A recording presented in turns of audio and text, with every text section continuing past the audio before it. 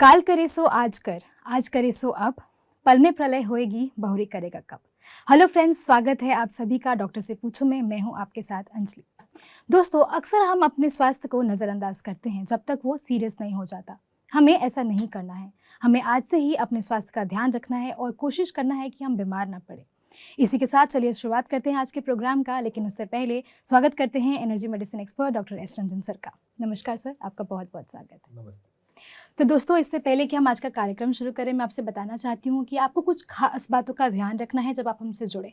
सबसे पहले आप अपने टीवी का वॉल्यूम कम कर हमसे बात करें। अपने शब्दों को साफ तरीके से हमसे पूछें ताकि आपके सभी प्रश्न हम तक सही से पहुँचें। तो चलिए शुरुआत करते हैं आज के प्रोग्राम का। तो सर, जैसा कि मैंने बताया, और सबसे ज़्यादा ज़रूरी है इस टाइम पे हमें अपने स्वास्थ्य का ध्यान रखना, क्योंकि सर्दियां भी चल रही हैं। उसके साथ ही साथ सर, जनवरी का जो मंथ है वो सर्वाइकल हेल्थ अवेयरनेस मंथ है। तो मैं चाहूँगी कि आप हमारे दर्शकों को थोड़ा इसके बारे में बताएं और उन्हें बताएं कि वो किस तरीके से अपने सेहत का ध्यान रख सकते हैं। सर्वाइकल अवेयरनेस मतलब अगर है तो सर्वाइकल पेन जो है, नेक पेन, देखिए हम यहाँ पे आध्यात्मिक चिकित्सा की बात करते हैं। बिल्कुल। आध्यात्मिक चिकित्सा यानी कि जो हमारी जो अंदरूनी बनावट है, हमारा जो मन शरीर, मेंटल बॉडी, हमारा माइंड है और हमारी जो ऊर्जा है, अपने माइंड पे, अपनी ऊर्जा पर काम करते हुए हम आध्यात्मिक तरीके से कैसे अपने आप को स्वस्थ कर सकते हैं, किस तरह से स्वस्थ रह सकते हैं। हीलिंग एंड हेल्थ, अगर बीमार है तो हीलिंग प्रोसेस, और अपने आप को नॉर्मल मेंटेन करने के लिए हेल्थ का मैकेनिज्म, वो हम यहाँ पे समझते हैं। तो सर्वाइकल, हमारा जो नेक है, गर्दन, इसका काम हम मन के तल पे समझें। वैसे तो अगर आपने लुई है, अगर आपके घर में हो, और लुई है को अगर आपने थोड़ा पढ़ा हो या पढ़ें, तो आपको ये सब बातें मिल जाएंगी। लेकिन पढ़ना थोड़ा सा हमने कम कर दिया है। जब तक एग्ज़ाम देना होता है, मार्क्स चाहिए होते हैं, तो हम पढ़ते हैं, और लाइफ में हम पढ़ना कम कर देते हैं। तो सर्वाइकल जो नेक है, नेक का काम क्या है कि वो लेफ्ट राइट घूमता है, वो फ्लेक्स होता है। एक हुआ ये मस्कुलर, और दूसरा होता है बोलने का, है ना, हम अपने आप को एक्सप्रेस करते हैं। तो बोलने के लिए बातें जब हम हमारी फ्रेंजाइटिस या कोल्ड कफ होता है तब आता है, लेकिन जो सर्वाइकल है वो तो मस्कुलर एरिया की प्रॉब्लम है, मसल की तकलीफ होती है। तो जब हम अपने लाइफ में फ्लेक्सिबल, अडेप्टेबल थोड़े कम हो जाते हैं, जिद्दी हो जाते हैं, एडामेंट होते हैं, तो हमें सर्वाइकल की प्रॉब्लम आती है। लाइफ में फ्लेक्सिबिलिटी का बहुत रोल है। परिस्थितियों के अनुसार हमें कितनी बार अपनी स्ट्रेटजी को बदलना पड़ता है, कभी हमें झुकना पड़ता है, कभी हमें सिर्फ अपनी नहीं चलानी। हमें अगर हम अपनी सिर्फ चलाने पे रहते हैं, उन लोगों को सर्वाइकल की दिक्कत ज़्यादा होती है। तो ये एक कारण है। कारण और भी है। हमें लुई है को पढ़ना चाहिए।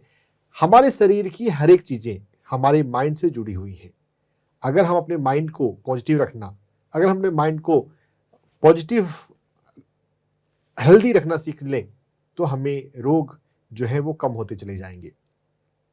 अगर हम अध्यात्म की अगर समझें, अध्यात्म की माने, तो हमें अपने दिन प्रतिदिन मानव जीवन में बीमार रहने की जरूरत नहीं है। जितनी हमारे पास समझ बढ़ेगी हमारे अपने मन की, जितनी समझ बढ़ेगी हमारे आध्यात्मिक नेचर, हमारे आत्मा की, उतना स्वस्थ होना, स्वस्थ रहना उतना इजीली हमारे जीवन में आता जाएगा जी। तो सर्वाइकल के लिए आप अपने जीवन में थोड़ा फ्लेक्सिबल बनिए, थोड़ा अडेप्टेबल बनिए। अगर ये रहेंगे तो आपको जीवन में सर्वाइकल पेन नहीं होगा। जी सर, इस चर्चा को हम आगे बढ़ाएंगे। हमारे आज के पहले दर्शक हमारे साथ जुड़ गए हैं, आइए लेते हैं उनसे उनका सवाल। हेलो जी, नमस्कार, नाम बताएं अपना। मैं अनीता बाई जी। एमपी से बोले, लोनारा का। जी मैम, पूछिए अपना सवाल। मेरी सांस फूलती है, सांस में बहुत तकलीफ आती है जी। कोई काम करे या आराम भी करे फिर भी ऐसी तकलीफ आती है, सीधा चढ़े और गले में सूखापन लगता है, फिर पीछे हाथ पर पीठ वाले दुखते हैं, दर्द करते बहुत, चल भी नहीं पाते 2 कदम। तो इसके लिए कोई एक्सरसाइज या घरेलू इलाज या कुछ ऐसा कोई हो तो जी। एक्यूप्रेशर भी है, घरेलू इलाज भी है, लेकिन आध्यात्मिक इलाज पे यहाँ पर फोकस ज़्यादा है। तो यहाँ पे मैं थोड़ी ये समस्या थोड़ी कॉमन है, तो उसमें इसलिए मैं थोड़ा सा इसको विस्तार में थोड़ा बताऊंगा कि अगर बैठे बैठे श्वास की तकलीफ होती है तब हमारे ये फेफड़े की दिक्कत है। लेकिन अगर हमें सीढ़ियाँ चलने पर या काम करने पर या नॉर्मल वॉकिंग करने पर अगर सांस की तकलीफ होती है तो ये हमारे हार्ट की वीकनेस है। हमें अपने लक्षणों के अनुसार समझना और फिर उस पर काम करना जरूरी है। तो यहाँ पर गले में सूखेपन का भी एहसास होता है। तो सूखेपन का जो एहसास होता है, सूखा सूखा लगता है, ये तब होता है जब हमारे शरीर में पृथ्वी प्राण की कमी होती है। प्रकृति के साथ समय बिताना थोड़े की आवश्यकता है, पेड़ पौधों के पास, मिट्टी के साथ। तो ये पृथ्वी प्राण को बढ़ाएगा। और जो चलने पर श्वास की तकलीफ होती है तो उसके लिए पॉइंट यहाँ पर हमारे हाथ में कलाई पे आएगा HT7। हार्ट मेरिडियन के सारे पॉइंट्स जो हैं वो हमें हेल्प करेंगे। HT7 एक्यूप्रेशर पॉइंट को, जो कि हमारी कलाई पर है, छोटी उंगली के सीध में, इस HT7 एक्यूप्रेशर पॉइंट को आपको स्क्रीन पर दिखाया जा रहा है। इसकी आप फोटो लेके रख लें और समझ लें, छोटी उंगली के बेस में इस HT7 एक्यूप्रेशर पॉइंट को आपको 2-2 मिनट के लिए दिन में कम से कम 5 बार दबाना है। ज़्यादा भी दबाएंगे तो चलेगा।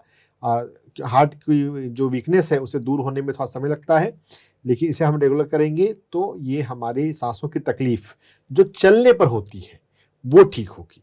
अगर बैठे बैठे सांस में तकलीफ होती है तो वो फेफड़े की दिक्कत है, लंग की दिक्कत है। और अगर वो तकलीफ है तो हमें LU5 एक्यूप्रेशर पॉइंट को दबाना है। हम लंग मेरिडियन के किसी भी पॉइंट को कर सकते हैं, लेकिन LU5 सबसे ज़्यादा यूज होता है। हमारे कुहनी पर, अंगूठे की के सीध में ये LU5 है। LU5 पे जब काम करना हम सीख चुके हों, इसी यहाँ भी 2-2 मिनट हमें दिन में 5 बार दबाना है, कम से कम, ज़्यादा ही दबा सकते हैं। LU5 के अलावा यहाँ पे हम LU6, LU7, LU8, LU9 भी दबा सकते हैं अगर LU5 पर मसाज करने से इम्प्रूवमेंट में टाइम लगे तो। मतलब अगर हम सभी पॉइंट्स पे काम कर रहे हैं तो हम कई तरीकों से लंग मेरिडियन को चार्ज कर रहे हैं, लंग की नाड़ी को चार्ज कर रहे हैं। एक पॉइंट पे काम करें तो थोड़ा थोड़ा हम चार्ज कर रहे हैं। तो एक पॉइंट पे काम करने से भी बहुत बार फायदा मिल जाता है, तो ज़्यादा मेहनत करने की जरूरत नहीं पड़ेगी। लेकिन यह बात समझनी जरूरी है कि ये तकलीफ हार्ट की है कि लंग की है ना। अगर किसी को प्यास पानी की लगी हो और आप उसको जूस पिलाएं तो उसकी प्यास नहीं मिटेगी, है ना। लगेगा कि हमें जूस तो ज़्यादा महंगा है, उसको बनाने में ज़्यादा मेहनत लगी है, लेकिन फिर भी प्यास नहीं मिटेगी। तो समझना जरूरी है कि किस हेल्थ कंडीशन में हमें क्या करना होता है। थोड़ा पढ़ना अगर हम सीख सकें, अगर हम थोड़ा चिंतन करना सीख सकें तो ये हमारे बहुत काम आएगा। और ऐसे भी स्वाध्याय का महत्व बताया गया है PSSM में। हमें हर दिन ध्यान को अपनाना है और हर दिन स्वाध्याय करना है।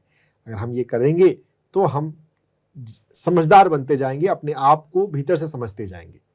तो ये सभी कीजिए, आपको फायदा होगा। जी, बहुत बहुत शुक्रिया अनीता जी, आपने ये सवाल हमसे पूछा और जिस तरीके से सर ने सभी एक्यूप्रेशर पॉइंट्स के बारे में बताए हैं, मैं आशा करती हूँ आपने उन्हें बहुत ध्यान से सुना होगा। तो सर, इसी के साथ मेरा एक सवाल आता है, जैसे आप हार्ट वीकनेस के बारे में बता रहे थे, और क्या क्या ऐसी वजह हो सकती है या किस तरीके से हम ऐसी समस्याओं में अपने आप को ठीक कर सकते हैं, जैसे आपने बताया हम अपने नेचुरल तरीके से, उसके बारे में थोड़ा बताइए। यहाँ पे एक बात और मैं बताना चाहूँगा, ये जो पॉइंट्स हैं ये दोनों ही हाथ में हमें करने हैं। हार्ट हमारा लेफ्ट साइड में होता है तो लेफ्ट साइड में हम थोड़ा ज़्यादा करते हैं, तो उससे ज़्यादा फ्रिक्वेंटली ज़्यादा बार हम कर सकते हैं, लेकिन दोनों ही तरफ करना है। और HT7 पर अगर दर्द मिले ना मिले, कभी कभी दर्द मिलता है, कभी कभी दर्द नहीं मिलता है। LU5 पर जो कुहनी पर है वहाँ तो दर्द अक्सर मिलता है, लेकिन HT7 पे बहुत बार दर्द नहीं मिलता है। दर्द नहीं मिलता है तो भी करते रहें। और कलर थेरेपी भी मैं बताना चाहूँगा, HT7 पे लाल रंग हम लगा सकते हैं। हार्ट का जो रंग होता है वो लाल होता है ना। हमारे हार्ट में खून बहता है, हार्ट ब्लड को पंप करता है, तो यहाँ पे चित्र पे भी लाल रंग से इस पॉइंट को दिखाया गया है। हम यहाँ मसाज कर दें और फिर यहाँ दिन के समय लाल रंग लगा के रखें, तो इससे जो है सांस की तकलीफ नहीं होगी। सांस की तकलीफ जो है वो कई कारणों से होती है। हार्ट की का तकलीफ एक बताई, लंग की तकलीफ बताई, ये दोनों ज़्यादा दिक्कत है। लंग में भी उम्र के कारण तकलीफ होती है, कुछ लोग स्मोकिंग वगैरह कर रहे हों तो उसके कारण तकलीफ होती है। दोनों में अलग अलग फिर उपाय होता है ना। तो यहाँ पे जो आसान तरीके से बताया जा सकता है वो बताया जाता है। कितनी बार इस आसान तरीके से ही फ़ायदा मिल जाता है, नहीं तो फिर आप इसके आधार पे आप और भी सीख सकते हैं या आप किसी एक्यूप्रेशर थेरेपिस्ट के पास जा सकते हैं।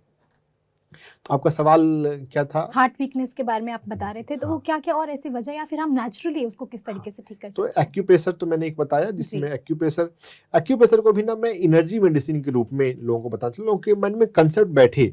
ये सिर्फ ऐसे नहीं है कि कोई जगह पे हम दबा रहे हैं ना, मालिश कर रहे हैं।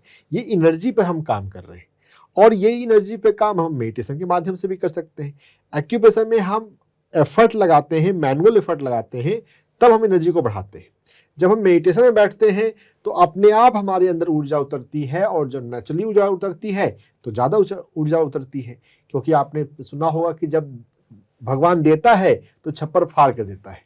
मतलब जब मेडिटेशन में जब कॉस्मिक एनर्जी आती है, ये कंसेप्ट स्पिरिचुअली भी बात सही है कि जब मेडिटेशन में अगर आप शून्य हो जाते हैं तो जब ऊर्जा आती है तो हमारे सभी 72,000 नाड़ियों में ऊर्जा आती है, हमारे चक्रा जो है वो जागृत होने लग जाते हैं। हमें धैर्य के साथ, हमें डिसिप्लिन के साथ दिन में 2 बार, कम से कम 2 बार ध्यान में बैठने की जरूरत है, अगर हमें स्वास्थ्य लाभ लेना हो तो। और साधक को भी 2 बार बैठना चाहिए, लेकिन साधक अगर एक बार ही बैठते हैं, अच्छे से बैठते हैं तो चलेगा। स्वास्थ्य लाभ में तो 2 बार जरूरी हो जाता है, क्योंकि हमें अपनी ऊर्जा को, अपनी नाड़ियों पर काम करना है। जो ब्लॉकेज है, स्पिरिचुअल रियलिटी वीडियो देखिए, हमारा वीडियो बहुत अच्छा है पीएमसी हिंदी के यूट्यूब चैनल पे। स्पिरिचुअल रियलिटी में एनिमेशन के माध्यम से चीज़ दिखाई गई है कि हमारे अंदर जो भी रोग हैं, बीमारियां हैं, वो नाड़ियों के एनर्जी चैनल के लेवल पे वो ब्लॉकेज, वहाँ पे ब्लॉकेज हो गई है तो ऊर्जा नहीं बह रही है। अगर ब्लॉकेज हट जाए तो ब्लॉकेज बीमारी ठीक हो जाएगी। तो यहाँ पे हमें एक्यूप्रेशर नहीं सोचना है, हमें सोचना है ये ऊर्जा पर हम काम कर रहे हैं, एनर्जी मेडिसिन है ये।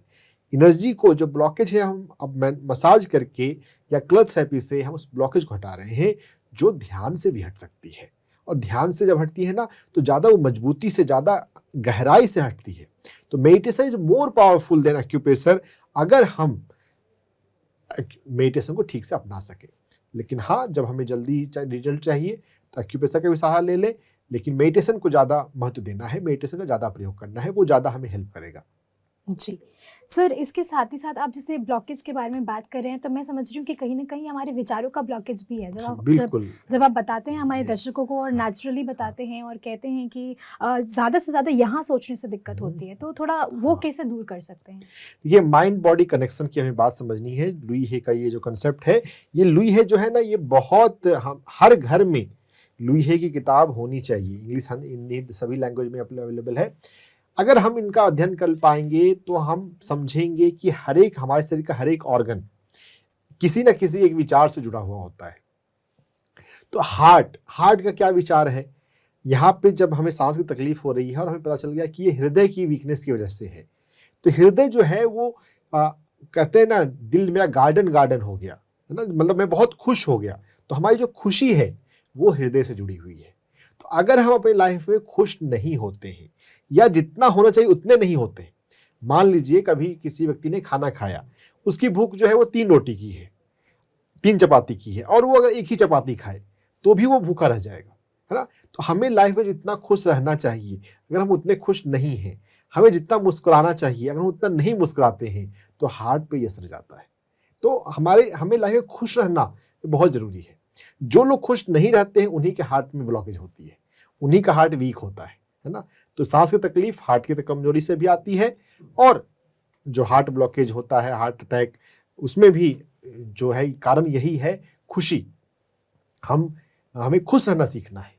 तो यहाँ पे सवाल चूंकि आया है, इसलिए हमने इस पॉइंट को समझ लिया। ऐसे हर एक हमारे शरीर में, हर एक हिस्से, हर एक ऑर्गन, हर एक ज्वाइंट, हर एक बॉडी पार्ट्स से जुड़ा हुआ कोई ना कोई विचार है। हम अपने शरीर को सुने, अपने शरीर के साथ समय बिताएं, है ना। कभी कभी मी टाइम होना चाहिए, जब हम सिर्फ अपने आप के साथ होते हैं। हम हमेशा, कभी हम खाली नहीं बैठते, ज़्यादातर लोग कभी कुछ होगा तो तुरंत मोबाइल उठा लेंगे, व्हाट्सएप, यूट्यूब, इंस्टाग्राम खोल लेंगे। अरे थोड़ा सा एकांत समय रहिए, अपने साथ बिताइए। तो अगर आप अपने शरीर के साथ समय बिताएंगे ना, तो हमारा शरीर खुद कहेगा कि हाँ, मुझे इसकी ज़रूरत है ना। अब अलग अलग चीज़ें खाने की मन करती है, जब हमारी बॉडी को न्यूट्रिशन की रिक्वायरमेंट है, अगर आप सुनेंगे तो आपका बॉडी खुद डिमांड करता है कि मुझे ये चीज़ चाहिए। बहुत बार जो हमें जो प्राकृतिक रूप से फल और सब्जियों में जो हमारी पसंद होती है, वो वही पोषक तत्व की हमें जो शरीर को जरूरत है, तो हमें वो पसंद आता है। तो हमें अपने साथ समय बिताना चाहिए, तो हम अपने आप को बहुत आसानी से हील कर सकते हैं। जी, तो सर इसी के साथ एक और सवाल मैं लेना चाहूँगी, क्या जैसे क्योंकि इस वक्त हम देख रहे हैं कि जो मौसम है वो थोड़ा सा ज़्यादा सर्दी जैसे बढ़ गई है और क्लाउडी बहुत ज़्यादा हो गया है, तो क्या मौसम से भी नकारात्मक विचार, कभी कभी हमें ऐसा होता है कि अकेले बैठे हैं तो वो अफेक्ट करता है, क्या ऐसा भी होता है? वैसे तो अंजलि जी, ये प्रोग्राम हमारा पूरे भारत में जा रहा है। जी हाँ, तो सिर्फ दिल्ली के मौसम को हम अपने शहर के हिसाब से ना सोचें, जी लेकिन हाँ ठीक है, अगर हम, ये भी एक सवाल हो सकता है। तो ये क्या होता है कि अगर हम बॉर्डर लेवल पे जी रहे हों, है ना, अगर जैसे अगर हम बिजनेस की बात सोचें, कोई आदमी, किसी आदमी का दुकान चलता है और वो हर दिन जितना कमाता है उसी से वो उसका गुजारा चलता है, जी और अगर उसकी दुकान अगर एक दिन भी बंद हो जाए तो उसको तकलीफ हो जाएगी, उसका खर्चा नहीं चलेगा। जी लेकिन अगर बहुत ऐसे बिजनेसमैन भी हो सकते हैं जिनके पास रिजर्व है, अगर एक दिन किसी कारण से बंद रहना पड़ा, है ना, प्रोडक्ट में माल नहीं खोल पाया या बीमार हुए, नहीं दुकान खुल पाई, तो भी आराम से ज़्यादा दिक्कत नहीं आई। तो हमें रिजर्व अपना रखना चाहिए। हमें हमारी जो इम्यूनिटी है ना, हमारे भीतर जो प्राण ऊर्जा का लेवल है, और ये प्राण ऊर्जा का लेवल मेडिटेशन से बहुत अच्छा बढ़ता है। जी अगर हम नियमित रूप से मेडिटेशन में बैठते हैं, बहुत बार मेडिटेशन के बाद हमें भीतर से एनर्जेटिक फील होता है। ऐसा कितने ध्यानियों का अनुभव है कि मेडिटेशन के बाद ऐसा लगता है शरीर में कुछ आ गया है ना, बिना कुछ खाए पिए लगता है शरीर में कुछ बढ़ गया है, खुशी सी महसूस होती है। खुशी भी महसूस होती है। देखिए, खुशी जो महसूस होती है वो तो हमारे विचारों की शून्यता की बात है, जी लेकिन जो विचारों की शून्यता जब आती है तो हमारी सुषुम्ना प्राण में महाप्राण उतरता है, कॉस्मिक एनर्जी। तो वो महाप्राण के उतरने से हमें भीतर से एनर्जी फील होती है। तो अगर हम अपनी एनर्जी को बढ़ाते रहते हैं ध्यान के अभ्यास से, तो हमें हमारी इम्यूनिटी बहुत अच्छी रहेगी। इम्यूनिटी को टाइम रहते बिल्डअप कर लेना चाहिए, नहीं तो फिर जब ऐसा जो मौसम डल हुआ, धूप नहीं आ रही है, सूर्य जो है वो हमारे लिए एक बहुत अच्छी ऊर्जा का माध्यम है, स्रोत है। अब सूर्य प्रकाश अगर कम आ रहा है तो इसी कारण से कुछ लोगों की लाइफ में डलनेस आ जाती है। लेकिन कुछ लोगों की लाइफ में डलनेस आती है क्यों? क्योंकि वो बॉर्डर लेवल पे जी रहे थे, वो हर दिन ऊर्जा को लेते हैं वातावरण से, सूरज से, अननोइंगली। नोइंगली लेना अगर सीख जाएं तो अब तो हम सूर्य प्रकाश में समय बिताएं। हर एक व्यक्ति को दिन में 15 मिनट से आधे घंटे, विंटर में तो ऐसे भी बिताना अच्छा लगता है, ये तो ऐसे भी नॉर्मल डेज में भी, समर डेज में भी हमें 15 मिनट से आधे घंटे सूर्य प्रकाश के पास बिताना चाहिए। हर दिन संभव नहीं हो, कोई बात नहीं, हम बहुत ज़्यादा बिजी हैं, हम अस्त व्यस्त बहुत ज़्यादा हैं, तो लेकिन हर दिन समय अगर नहीं निकाल सकते तो कभी कभी तो निकालें, हफ्ते में 2 दिन, 3 दिन, 5 दिन समय निकाला करें, विंटर में ज़्यादा समय निकालें। तो इस 15 मिनट भी अगर हम सूर्य प्रकाश में बैठते हैं तो हमारे पास एक अच्छा सूर्य प्राण, और उस सूर्य प्राण से अच्छी इम्यूनिटी हमारी बिल्डअप होकर रहती है। तो अगर हम अपना ध्यान रखें तो स्वस्थ रहना जो है वो कोई ज़्यादा मुश्किल बात नहीं है। जी, तो सर इसी के साथ हमारे आज के अगले दर्शक भी जुड़ गए हैं, आइए लेते हैं उनसे उनका सवाल। हेलो हेलो जी, नमस्कार, अपना नाम बताएं। जी, मेरा नाम संतोष है। जी, पूछिए अपना सवाल। जैसे आजकल मौसम सर्दी का जुकाम का चल रहा है, जी ज्यादा सर्दी जुकाम हो रहा है, तो इसके लिए क्या कर सकते हैं हम? ध्यान कर सकते हैं या कुछ और? जी ध्यान तो देखिए सर्वश्रेष्ठ है संतोष जी। ध्यान जो है ब्रह्मास्त्र है, ध्यान जो है वो रामबाण है। अगर हम ध्यान को अगर अपना लें अपने जीवन में तो वो तो हर लेवल पे बीमारी को ठीक करेगा। ये अगर हम कोई नुस्खे का प्रयोग करते हैं, कोई घरेलू नुस्खा है, कोई चीज़ खाने पीने की है, तो बहुत बार वो कुछ सिस्टम के लिए काम करती है और सभी सिस्टम के लिए काम बिल्कुल नहीं होती। लेकिन ध्यान जो है वो तो हमारे हर एक सिस्टम को, यहाँ जब मैं सिस्टम बोल रहा हूँ तो हमारे डिफरेंट बॉडी ऑर्गन्स का एक ग्रुप होता है। हमारे ब्रेन का नर्वस सिस्टम है, हमारे डाइजेशन के लिए डाइजेस्टिव सिस्टम है, ब्लड के लिए सर्कुलेटरी सिस्टम है। तो हर एक सिस्टम जो है ध्यान से हमारा अच्छा हो जाता है। तो ध्यान तो सबसे मेन है, अगर हम ध्यान का प्रयोग करना सीख लें तो। यहाँ पे ध्यान के अलावा अगर मैं बात बताना चाहूँ तो जैसे मैंने अभी HT7 पॉइंट बताया, तो ये HT7 पॉइंट दबाने से हमारी बॉडी में ब्लड सर्कुलेशन जो है वो अच्छा रहेगा। जो सूर्य प्रकाश का एक रोल है, सूर्य से जो ऊर्जा आती है यांग ची, उससे हमारे शरीर में जो एनर्जी का जो सर्कुलेशन है वो अच्छा रहता है। तो सर्कुलेशन जो है वो हार्ट का डिपार्टमेंट है। तो अगर हमारा हार्ट अच्छा रहे तो हमारे मौसम का प्रभाव हमारे ऊपर ज़्यादा नहीं पड़ेगा।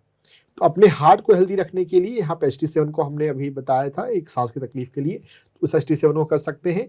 HT7 के अलावा HT7 पॉइंट हमारा आ चुका है, लेकिन ये एक नॉर्मल पर्सन को भी स्वस्थ रखने के लिए बहुत फायदेमंद है। HT7 के अलावा tip of the little finger जो कि HT9 फैलाता है, इसका भी मसाज करना जो है वो हार्ट के ब्लड फ्लो को बढ़ाता है। दोनों हाथों में HT9 को दबाएंगे, HT7 और HT9 को दबाएंगे, ब्लड फ्लो अच्छा रहेगा, तो आप कोई भी मौसम हो ज़्यादा प्रभावित नहीं होंगे। जी, तो सर इसी के साथ हमारे आज के अगले दर्शक भी जुड़ गए हैं, आइए लेते हैं उनसे उनका सवाल। हेलो हेलो, जी नमस्कार, नाम बताएं अपना। मैं सुनीता शर्मा बोल रही हूँ। जी मैम, पूछिए अपना सवाल। हाँ, नमस्ते डॉक्टर साहब। नमस्ते। डॉक्टर साहब, मैं 2 साल से मेडिटेशन कर रही हूँ, पर अभी 5-6 महीने से क्या हो रहा है, एक तो मुझे मेडिटेशन करते समय मतलब बहुत वाइब्रेशन होती है।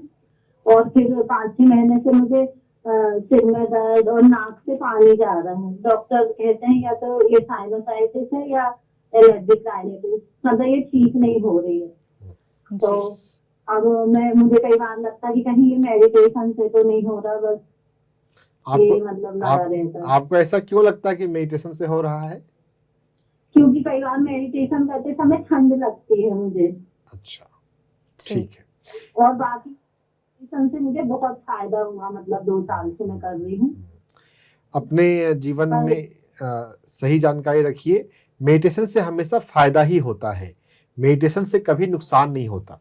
देखिए, मेडिटेशन के दौरान अगर कभी ठंड लगती है, इसको एक ऐसा एग्जांपल से समझें कि अगर किसी कमरे में कई हफ्तों से, कई दिनों से झाड़ू नहीं लगा हो, सफाई नहीं हुई हो, और फिर आप 1 महीने बाद वहां पे सफाई करने गए, धूल काफी ज्यादा है ना? तो जब हम झाड़ू लगा रहे हैं तो कई सारा धूल वहां पे उड़ता है ना? तो उससे लगता है कि कितना धूल हो रहा है, तो वो धूल बढ़ा नहीं है, वो क्लीनिंग प्रोसेस का एक पार्ट है ना? तो ध्यान के दौरान जो अगर हमें कभी कभी कुछ अलग से अनुभव होते हैं, जैसे यहाँ पे आपको ठंड लग रही है, तो ये एनर्जी का मूवमेंट, एनर्जी से जुड़ा हुआ एक प्रोसेस है ना? आपको इसमें ये नहीं सोचने की चाहिए कि ध्यान के कारण हो रहा है ना? आप उल्टा सोच रहे हैं, बल्कि ध्यान के कारण आपका ये जल्दी ठीक हो रहा है, यह आप कंसेप्ट बताइए। और जो यहाँ पर अगर आपने बताई कोल्ड जल्दी हो जाता है, तो आप हल्दी पीना सीखिए।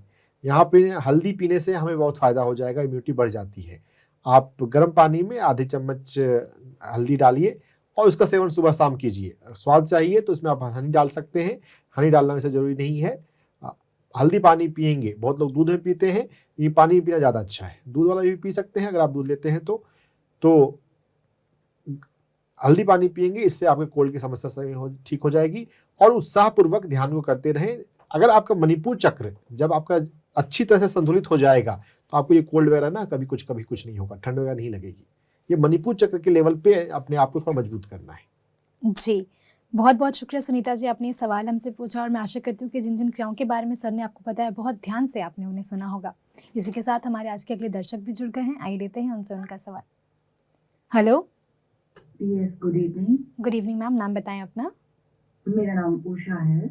जी मैम, पूछिए अपना सवाल। मैम, मेरी दोनों लेग्स में, मतलब मैं किस करवट लेटूं मुझे यही समझ में नहीं आता। हर सारी रात करवटें चेंज करती रहती हूँ, इतने क्रैम्प्स आते हैं। एंड दो मेरे को ऑस्टियोपोरोसिस वो जो प्रॉब्लम है, मे बी उसी से रिलेटेड है ये। बट क्या मतलब करूँ, होम्योपैथिक दवाई मैं खा रही हूँ, सब कुछ कर रही हूँ, अभी भी जैसे बैठी हूँ ना, मुझे क्रैम्प्स चढ़े हुए हैं दोनों लेग्स। और मैं मालिश करवाती हूँ तो वो जो नसें इतनी खिंच रही होती हैं, तन रही होती हैं, उनमें आराम आ जाता है, तो फिर डिजॉल्व हो जाता, फिर ठीक हो जाता है। लेकिन लेटर मतलब क्या बताऊं आपको, इस टाइम भी खूब नसें चढ़ी हूँ। लोग अब सलाह देते हैं आप गर्म पानी में पैर डालो, ये अरे गर्म पानी में नीचे का फुट डल जाएगा। मुझे पूरा थाई तक नसें चढ़ी हुई हैं दोनों लेग्स में, और रोज चढ़ती हैं, क्या करूं? फिर अपने आप ठीक भी हो जाती हैं, but it is very very painful. जी, तो यहाँ पे उषा जी, आपको अपने ही हाथों से अपनी तलवों का मसाज करना है। देखिए, जब हम अपने ही हथेलियों से करते हैं ना, तो हम ऊर्जा के प्रति ज्यादा सजग होते हैं। सभी रोगों को ऊर्जा के तल पे समझिए कि ऊर्जा के तल पे यहाँ पर क्या गड़बड़ी है, कैसी गड़बड़ी है, किस तरह की गड़बड़ी है। पृथ्वी प्राण की कमी है कि सूर्य प्राण की कमी है, किस नाड़ी में कमी है ना? अगर हम थोड़ा सा गहराई में जाएं तो हमारे पास जो आपके पास ये जो ऊर्जा, जो ऑस्टियोपोरोसिस आपने बताया, उसका कनेक्शन यहाँ पे जुड़ा हुआ है। अगर आप अपने कैल्शियम लेवल को ठीक कर लें, ऑस्टियोपोरोसिस को ठीक कर लें, तो उससे अभी आपका ये जो क्रैम्प आना है ये बंद हो जाएगा। इस बात को, ये दोनों आपस में कनेक्टेड हैं, इसके महत्व को समझिए, है ना? तो जब भी भोजन खाएं, भोजन को प्रणाम करके प्रसाद की तरह लेंगे, तो उससे वो हमें अच्छी पोषक तत्वों को देता है ना? कैल्शियम बढ़ाने के लिए सबसे ज़्यादा इंपॉर्टेंट बात वो है। बाकी पता कीजिए किन चीज़ों में कैल्शियम होता है। जैसे अभी सर्दियों का मौसम चल रहा है, तिल में कैल्शियम होता है ना? जो सफ़ेद चीज़ें होती हैं वो हम इन ऑस्टियोपोरोसिस के मामले में अच्छी होती हैं। जैसे मखाना हुआ, उसका साबूदाना हुआ, इनका प्रयोग किया करें कैल्शियम लेवल को बढ़ाने के लिए। एक्यूप्रेशर पॉइंट से भी हम काम कर सकते हैं। एक्यूप्रेशर से भी कैल्शियम बढ़ता है। हमारे पैर में K6 एक्यूप्रेशर पॉइंट होता है एंकल से जस्ट नीचे। अपने एंकल को, पूरे एंकल को चारों तरफ से मसाज कीजिए और नीचे की तरफ थोड़ा ज़्यादा मसाज कीजिए। तो आप जब अपने एंकल का मसाज करेंगे तो उससे आपका कैल्शियम जो है वो बढ़ेगा। और अपने ही हाथों से, जो हम दूसरों से करवाते हैं ठीक है, जब तकलीफ ज़्यादा है तो हम दूसरों से भी करवाते हैं, लेकिन अपने से करना चाहिए। कि आपने पता नहीं नोटिस किया कि नहीं, पीएसएसएम का इम्ब्लेम है बी ए लाइट अनटू योरसेल्फ, अप दीपो भव, आत्मनिर्भर बनो। तो हमें आत्मनिर्भर बनना है, खुद से करना सीखना है। तो ज़्यादा से ज़्यादा ना खुद से करने की कोशिश किया करें। तो इससे आप ऊर्जा के प्रति ज़्यादा सेंसिटिव होते हैं और आप अपने जीवन में जब जिम्मेदारी स्वीकार करते हैं तो आपको ज़्यादा गहराई की बातें समझ में आती हैं। तो अपनी हथेली से मसाज करें और K6 पर फोकस करते हुए आप K1 पर काम करें। K1 एक्यूप्रेशर पॉइंट हमारे पैर के तलवे में होता है। K1 आपको स्क्रीन दिखाया जा रहा है स्क्रीन पे। इस K1 एक्यूप्रेशर पॉइंट को दोनों पैरों में करना है, दाहिने पैर में ज़्यादा करना है। तो K1 एक्यूप्रेशर पॉइंट को करने से हमारे पैर में जो है पृथ्वी प्राण विकसित बढ़ेंगे। K1 के अलावा आप SP4 एक्यूप्रेशर पॉइंट कर सकते हैं। SP4 एक्यूप्रेशर पॉइंट जो है वो हमारा पैर के जो तलवा का जो गोरा हिस्सा है और जो सांवला हिस्सा उसके जंक्शन पे SP4 होता है। उसको भी आप समझ लीजिए, स्क्रीन पे दिखाया जा रहा है। K1 और SP4 का मसाज कीजिए और खुद से कीजिए। दिन में 2 बार 5-5 मिनट समय लगाकर सोने से पहले जरूर करें। वो तो पूछ रहे हैं तेल लगाएं कि नहीं लगाएं, आपकी मर्जी है, तेल लगाना चाहें लगा सकते हैं। तेल लगाने का ज़्यादा एक्यूप्रेशर में कनेक्शन नहीं है, लेकिन जो पॉइंट K1 और SP4 बताया गया है उस पर उसको ठीक से करेंगे तो उससे आपके जो क्रैम्प्स आने हैं वो आपके कम होंगे। ये परमानेंट वाला इलाज है जो पूरी तरह से ठीक करेगा। लेकिन जिस टाइम में क्रैम्प आ जाता है उस समय आप क्या कर सकते हैं, LV3 एक्यूप्रेशर पॉइंट एक होता है। उस LV3 को आपको सिडेट करना है। LV3 जो है पैर में आपको दिखाया जा रहा है, इस जगह को पकड़ के रखें, यहाँ पे मसाज नहीं करना है। जब क्रैम्प आ रहा हो उस समय के क्रैम्प को कम करने का, जल्दी ठीक करने का ये फार्मूला है।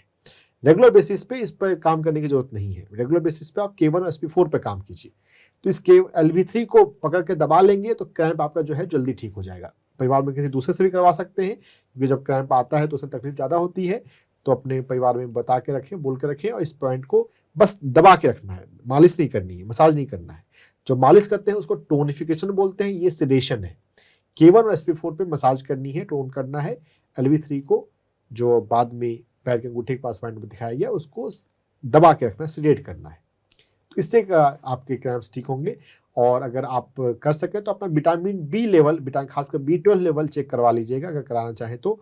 वैसे हम अगर अंकुरित मूंग खाएं, स्प्राउट्स, अंकुरित मूंग, अंकुरित चने, तो इन सभी से विटामिन B12 हमारे विटामिन बढ़ते हैं। विटामिन का भी हमारे शरीर में नॉर्मल रहना एक जरूरी होती है, उससे भी क्रैम्प्स आते हैं। जी, बहुत बहुत शुक्रिया उषा जी, आपने सवाल हमसे पूछा और मैं आशा करती हूँ कि जिस तरीके से सर ने बताया सभी एक्यूप्रेशर पॉइंट्स को आपने बहुत ही ध्यान से सुना होगा।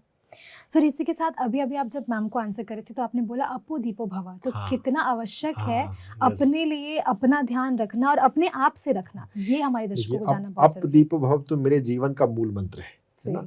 मैं बुद्ध का शिष्य हूँ अपने पूर्व जन्मों में।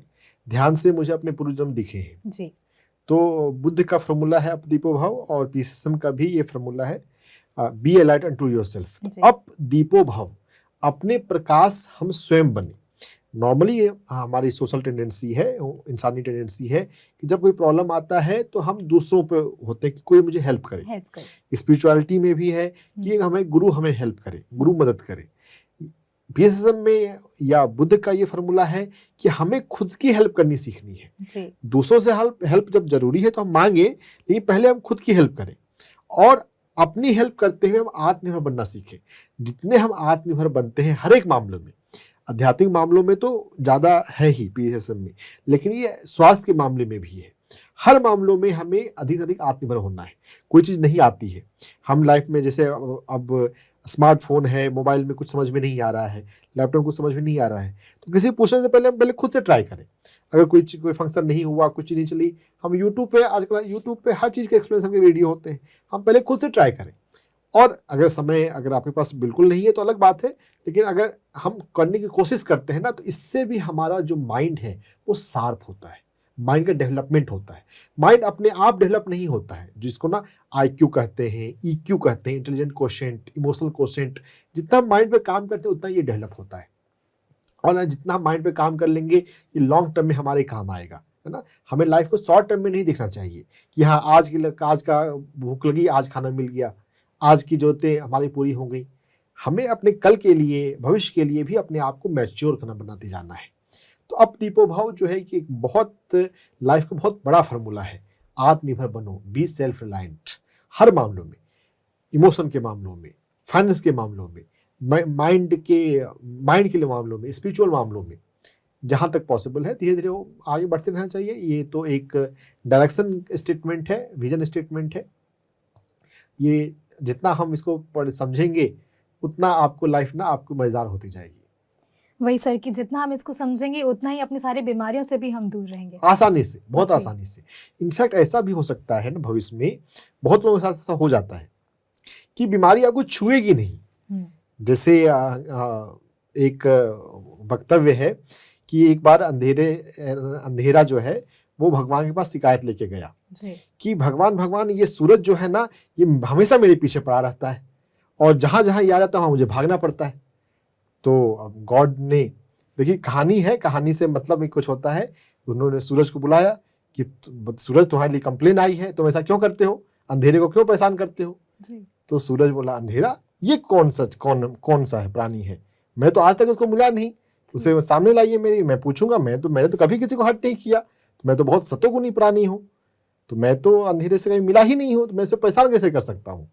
तो अगर जितना हमारे जीवन में सूर्य प्रकाश आ जाए, है ना, उतना अंधेरा रह ही नहीं सकता। जी। जितना अप दीपो भाव का कंसेप्ट हमारे जीवन में आ जाए, जितना हम ऊर्जा हैं, हम मन हैं, मतलब मनुष्य मानव दोनों मन से बना है, हमें अपने मन को समझना है, मन पे काम करना है।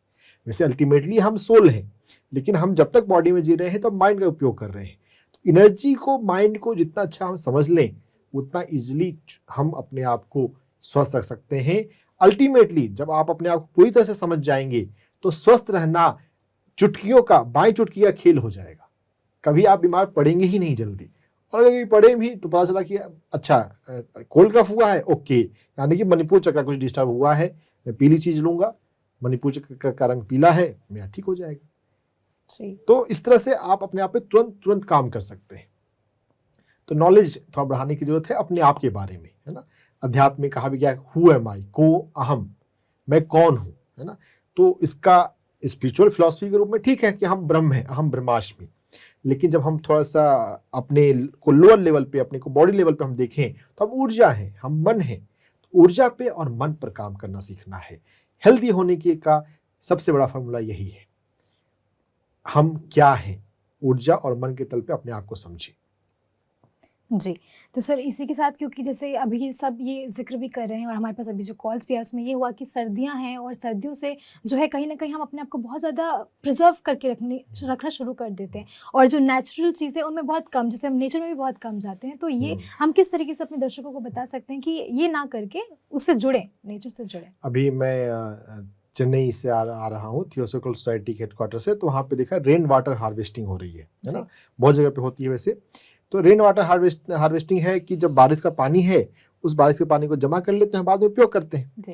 तो हम ऐसा भी कर सकते हैं, जो कि थोड़ी सी अच्छी साधना, थोड़ा अच्छा मेडिटेशन चाहिए, कि हम सूर्य की प्राण ऊर्जा को अपने मणिपुर चक्र में स्टोर कर लें, है ना। जब भी हम सूर्य प्रकाश में जाएं तो उस सूर्य प्रकाश की जो प्राण ऊर्जा है उसे हम अपने मणिपुर चक्र में स्टोर कर लें।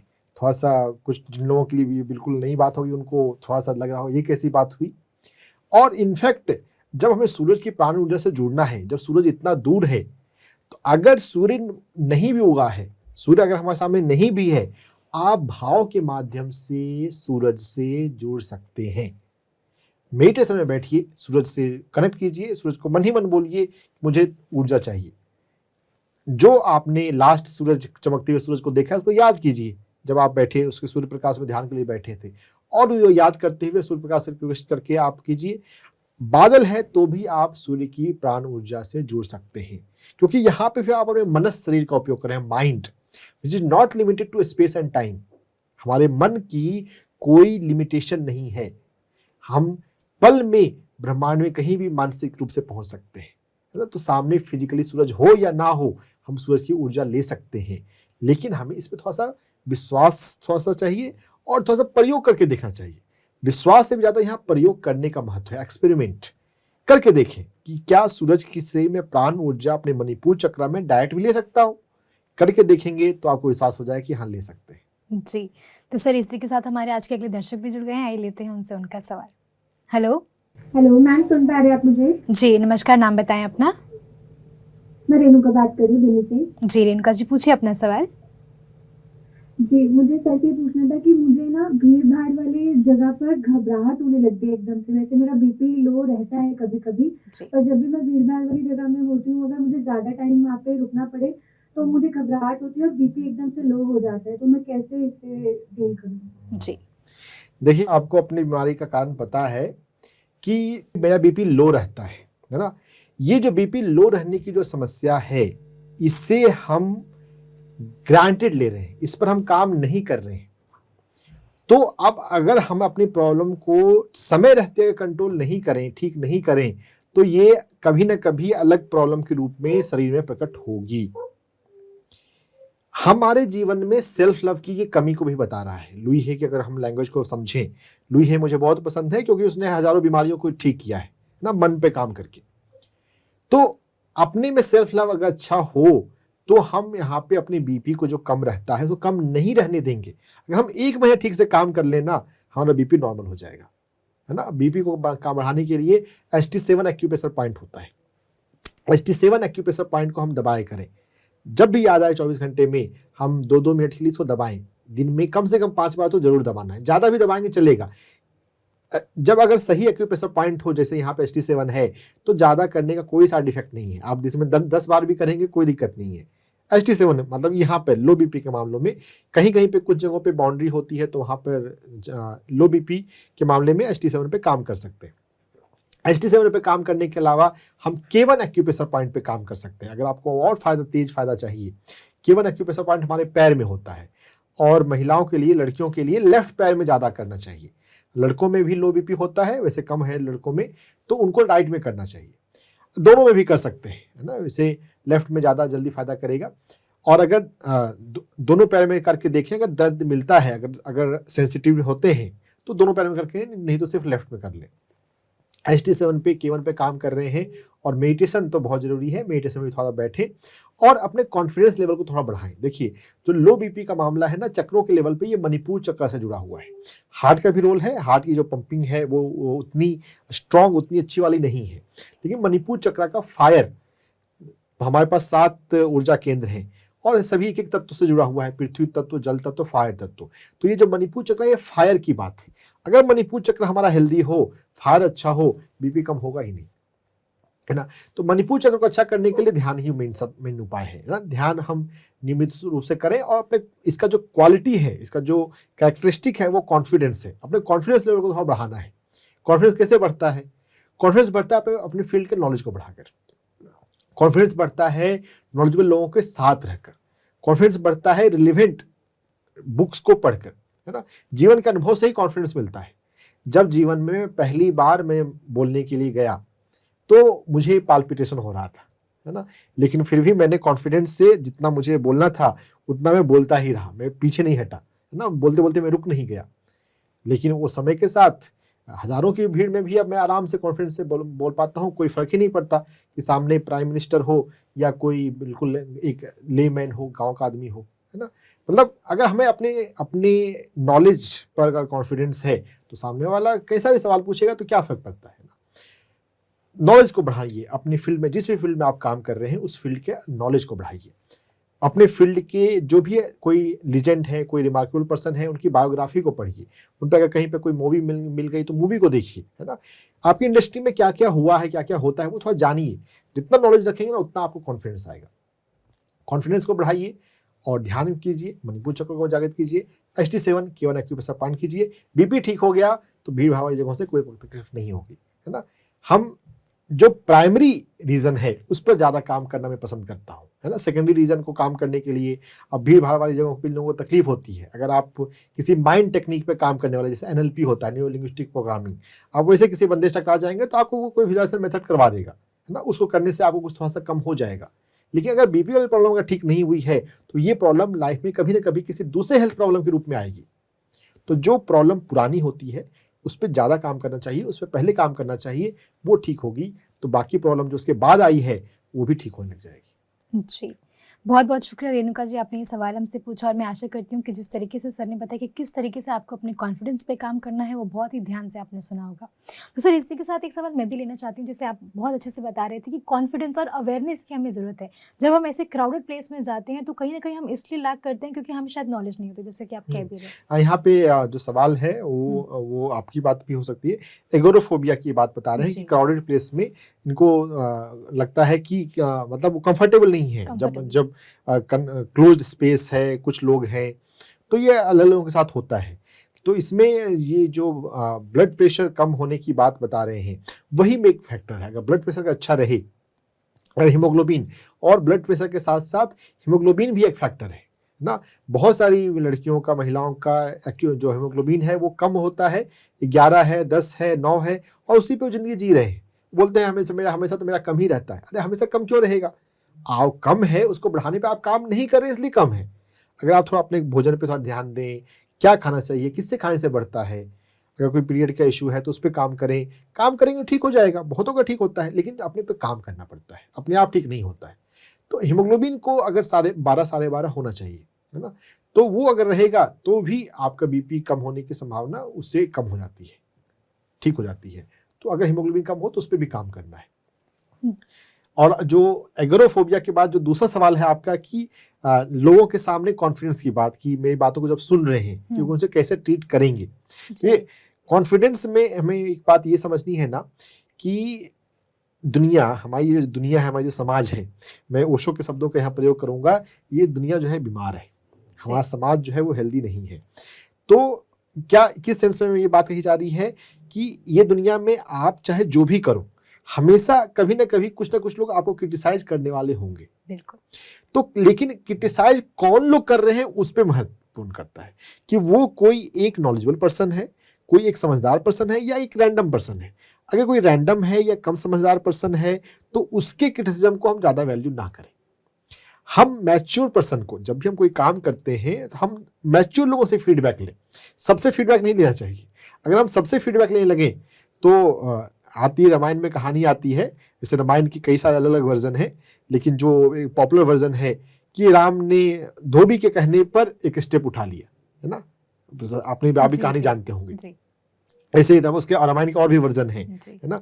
तो अब यहाँ पे जैसे राम मर्यादा पुरुषोत्तम है, आराध्य है, लेकिन इस स्टेप पे कि उन्होंने एक लो क्लास के व्यक्ति के ओपिनियन को भी इतना महत्व दिया, जो कि एक मैच्योरिटी स्टेप नहीं माना जाएगा अगर हम एक प्रॉपर क्रिटिक की तरह देखें तो जीवन में भी हमें सभी के शब्दों को महत्व नहीं देना है। हमें हर जगह पे हमें पता चल जाता है कि किसके पास नॉलेज है, किसके पास एक्सपोजर है, किसके पास एक्सपीरियंस है, उन लोगों से हम पूछें। और अक्सर होता है हर फील्ड में अच्छे लोग होते हैं, कुछ ना कुछ अच्छे लोग होते हैं, उन लोगों से हम पूछते हुए सीखते हुए अपने आप इंप्रूवमेंट कर सकते हैं, है ना। तो नॉलेज बढ़ेगा, जितना नॉलेज बढ़ेगा उतना कॉन्फिडेंस हमारा इंप्रूव होगा, और फिर ये जो फियर होता है, फोबिया होता है, जो भीड़ को झेलने का आप सब पूछ रहे हैं, वो अपने आप कम हो जाता है। जी, तो सर मतलब यही है कि नकारात्मकता से दूर रहना है अपने आप को। जितना आप नेगेटिविटी से आप दूर रहेंगे उतना ही ज़्यादा आप अपने आप को नकारात्मकता के अंदर कई सारी चीजें आ जाएंगी। ये कॉन्फिडेंस, फियर एक नकारात्मक का एक पहलू है। नकारात्मकता के अंदर अगर किसी व्यक्ति को एंजाइटी है, या किसी व्यक्ति को खुश नहीं रहता है ना, वो भी नकारात्मकता के अंदर आ जाएगा। कोई व्यक्ति है कि पुरानी बातों को ही सोचता रहता है, कोई घटना बीत गई लेकिन उसको भी बार बार बोले जा रहा है, सोच रहा है कि मेरे साथ ऐसा क्यों हो गया, वो ये भी नकारात्मकता के अंदर आएगा। तो नकारात्मकता के अंदर कई सारी चीजें आ जाएंगी। अभी हमने फियर और कॉन्फिडेंस वाला पार्ट लिया। जी, तो मतलब वही कि ओवर थिंकर्स भी होते हैं नेगेटिविटी में, तो हमें इन सारी चीज़ों से अपने आप को दूर रखना है। ध्यान करना है सबसे ज़्यादा कि हम पॉजिटिव रहें और पॉजिटिव माइंडसेट के साथ काम करें। बिल्कुल। अभी सर हमारे साथ अगले दर्शक जुड़ गए हैं, पहले वो सवाल ले लेते हैं। हेलो हेलो जी, नमस्कार, नाम बताएं अपना। आनंदी बहेती, अमरावती महाराष्ट्र से। जी मैम, पूछिए अपने सवाल। हाँ हेलो। हाँ सर। हाँ, बोलिए आनंद हाँ जी। नमस्ते सर। हाँ नमस्ते। आत्मवंदन सर। हाँ सर, मैं एक ध्यानी हूँ और सर मेरा प्रॉब्लम ये है कि मेरा पेट सुबह साफ नहीं होता है। बाकी मैं फाइबर्स बहुत खाती हूँ, सभी करती हूँ। हाँ, इसका मुझे सोल्यूशन चाहिए था जी। सर। तो आनंदी जी, अगर आप ध्यानी हैं तो आपने शायद यह भी सुना होगा कि हम कई तलों पर एग्जिस्ट करते हैं, भौतिक तल पे, ऊर्जा के तल पे और मन के तल पे, है ना। तो हम फाइबर खा रहे हैं, अच्छी बात है, वो भौतिक तल पे आप अच्छा काम कर रहे हैं, लेकिन ऊर्जा के तल पे और मन के तल पे हम क्या कर रहे हैं ना, वो भी समझना जरूरी है। तो मैं मन के तल पे ज्यादा बात करूंगा, क्योंकि मन के तल पे काम करना ही जो है वो ज्यादा गहरी बात है। हमें अपने जीवन से, हमें अपने घर से, हमें अपने कमरे से उन चीज़ों को जो पुरानी हो चुकी हैं, जिनका उपयोग अब नहीं है या कम है, उनको थोड़ा निकालना है। जो हमारे भीतर अटैचमेंट होता है पुरानी चीज़ों के प्रति, वो अटैचमेंट हमारा एक मानसिक कारण, कनेक्टेड कारण है हमारे कॉन्स्टिपेशन के रीजन का, है ना। लेट गो करने की आदत समझना सीखिए। कितनी बार ऐसा होता है कि जिस चीज़ की जरूरत खत्म हो गई तो भी हम उसे पुरानी चीज़ों को रखते हैं, पता नहीं भविष्य शायद काम आ जाए, या हम बोलते हैं किसी के साथ मेमोरी में जुड़ी हुई है, या फेंकना नहीं होता, उसका उपयोग नहीं होगा लेकिन फिर भी रखे हुए हैं। तो वो एक चीज़ अपने अपने घर में चेंज करें, अपने कमरे में चेंज करें, अपने माइंड में चेंज करें, कॉन्स्टिपेशन यूं ही ठीक हो जाएगा। जो पुरानी चीज़ें हैं जिनका उपयोग आप नहीं कर रहे हैं, पिछले 1 साल में 2 साल में नहीं किया है, वो किसी को दे दें, किसी वर्दी को, किसी नीडी को दे दें। तो लाइफ फ्लो है, लाइफ प्रवाह है, हम उस प्रवाह में नहीं जीते। तो ये एक कॉन्स्टिपेशन से रिलेटेड का होता है। लुई हे को पढ़िए। लुई हे जो है वो हर घर में होना चाहिए, हर व्यक्ति को पढ़ना चाहिए। हर बीमारी का मानसिक कारण इसमें दिया हुआ है। तो हम जब अपने मन पे इस तरह से काम करेंगे, तो लेट गो सीखेंगे, डिटैचमेंट सीखेंगे, छोड़ना सीखेंगे, तो हमारा कॉन्स्टिपेशन जो है वो भी दूर हो जाएगा। और मज़ेदार बात है, करके देखिएगा, पहले तो इस पर काम कीजिए। जब कुछ हफ्ते बाद, कुछ सप्ताह बाद जब आप ये लेट गो करना सीख जाते हैं, फिर अगर आप फाइबर नहीं भी ले रहे होंगे तो भी आपका पेट ठीक रहेगा। वैसे अभी तो फाइबर आप लीजिए, क्योंकि फाइबर लेना जरूरी है आपके लिए, लेकिन ये मैं एक भविष्य की पॉसिबिलिटी बता रहा हूँ जब आपका मन के लेवल पे आपका पूरा काम हो चुका है। तो ये माइंड के लेवल की बात हुई। अभी माइंड के लेवल पे ही काम कीजिए, ऊर्जा के लेवल की बात बाद में कभी देखेंगे। जी, बहुत बहुत शुक्रिया आनंदी जी, आपने ये सवाल हमसे पूछा। तो सर, इसी के साथ में आज का हेल्थ टिप जो आप हमारे दर्शकों को बताना चाहेंगे, वो जानना चाहूँगी। देखिए, हेल्थ टिप ना, मैं एक आध्यात्मिक पर्सन हूँ। मैं अपने आप को स्पिरिट लेवल पे, सोल लेवल पे फील करता हूँ, जीता हूँ, और मैं चाहता हूँ कि हम सभी भी उस वही चीज़ के लिए आए। पीएसएसएम जो है, या दुनिया में हर एक आध्यात्मिक संस्था जो है, आध्यात्मिक गुरु जो है, वो यही का प्रयास कर रहे हैं। हम अपने आप को शरीर मान के जी रहे हैं। जी, मानने की जरूरत नहीं है, जानने पर फोकस करें। हम कौन हैं, हु एम आई, इस सवाल अपने आप से बार बार पूछते रहें। क्या मैं सिर्फ शरीर हूँ? क्या मैं सिर्फ ये भौतिक शरीर हूँ जिसका कुछ वेट है, जिससे कोई एक लंबाई है, कुछ एक चौड़ाई है, या इसके अलावा भी मैं कुछ हूँ? और अगर वो आपको भीतर से फील होना हो जाए, जो कि मेडिटेशन में होता है, मैं क्या हूँ, तो जो फील होता है ऊर्जा के तल पे, मन के तल पे, उस पे काम करना है। और वो काम करना अगर हम सीख लेंगे तो हम बहुत आसानी से स्वस्थ रह सकते हैं। स्वस्थ होना तो बहुत ईजी है, बहुत नेचुरल है, क्योंकि हमारी ये प्रकृति है। प्रकृति बीमार नहीं होती, है ना। जंगल बीमार नहीं होते, पेड़ बीमार नहीं होता, फूल अगर प्राकृतिक माहौल में हो तो जनरली वो बहुत हेल्दी होते हैं, बहुत सशक्त होते हैं। हमें प्रकृति, अपनी हमारी जो आध्यात्मिक प्रकृति है, उसमें हमें जीना है। तो आज का हेल्थ टिप में ही देना चाहूँगा कि आप, मैं कौन हूँ, हु एम आई, इस पर चिंतन करें, बार बार चिंतन करें, आंख बंद करें, पूछे अपने आप से, हु एम आई, और इसको अनुभव से जाने। सिर्फ गीता पढ़ के, उपनिषद पढ़ के नहीं, सुनकर नहीं, मेडिटेशन के अनुभव से, मैं कौन हूँ। और ये जितना अनुभव आपको अच्छा होता जाएगा, हेल्दी होना विल बी लाइक चुटकियों का खेल।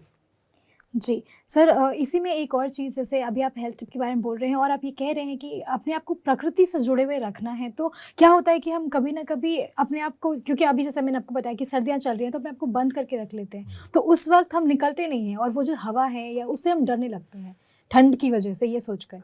ऐसा भी नहीं है, जब हमें मौका मिले तब हम जाएं, है ना। और हम अपने लिमिटेड स्पेस में तो रख सकते हैं कुछ पेड़ पौधे ना, जब हमें मौका मिले तो। और डिजाइन भी, फूलों की डिजाइन अगर हम यूज करते हैं, लगाते हैं मोबाइल पे, लैपटॉप पे, ऐसे कपड़े हैं, तो उनसे भी फर्क पड़ता है जब हमारे पास अगर फिजिकल ऑप्शन नहीं हो, तो जैसे पिरामिड है, फिजिकल पिरामिड नहीं हो, अगर हम विजुलाइज करते हैं एस्ट्रल पिरामिड, तो भी उससे एनर्जी ज़्यादा आती है। जी तो फूलों के फोटोज हैं, उससे भी हमें ज़्यादा एनर्जी आती है। जी तब वो कर सकते हैं जब वो साधन नहीं हो तो, लेकिन बीच बीच में तो मौका मिलता है ना, जिस दिन मौका मिले उस दिन हम पार्क जाएं, सूरज के सामने जाएं।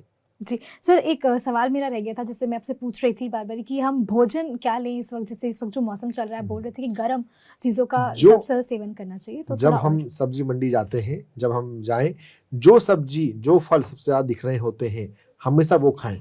रीजनल एंड सीजनल, जी, ये फार्मूला हर मौसम में काम आता है ना। प्रकृति उन्हीं फलों को उपजाती है, उन्हीं सब्जियों को उपजाती है जो हमारे स्वास्थ्य के लिए लाभदायक है। तो रीजनल सब्जी खाएं, रीजनल फल खाएं, आप मस्त रहेंगे।